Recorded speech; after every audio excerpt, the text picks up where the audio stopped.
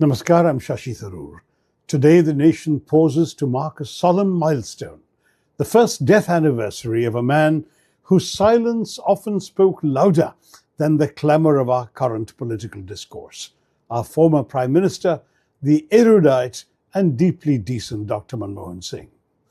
It has been a year since we lost him, yet the void he left in the intellectual and moral landscape of Indian public life remains palpable. Dr. Singh was in many ways, in the famous phrase, an accidental politician, but he was a very conscious patriot. History will remember him, not merely as a technocrat who unshackle the Indian elephant in 1991, dismantling the license permit quota Raj, and ushering in an era of prosperity that allowed millions to rise from poverty, though that alone would be enough for one lifetime. It will also remember him as a transformative Prime Minister. We who had the privilege of serving with him remember him for something far, far rarer, his unflappable dignity.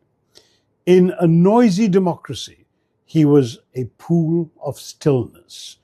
He proved that one could be mild in manner, but made of steel in conviction, a truth best exemplified when he staked his government on the civil nuclear deal, securing India's place at the high table of the global powers. His decade as Prime Minister was not just about high growth, because that's something everyone talks about. It was also about the architecture of rights, the right to information, the right to education, Manrega, the right to work, the right to food security. These were not just policies, they were the manifestations of a compassionate state, driven by a man who never forgot his own humble beginnings in Gah, in today's Pakistan. He once famously said, "History will be kinder to me than the contemporary media."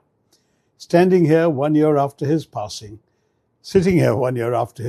I can say with certainty, history has not just been kind, it has been validating. Dr. Singh taught us that leadership is not about the volume of one's voice, the decibel level, but the veracity of one's vision. That substance we will always be grateful for.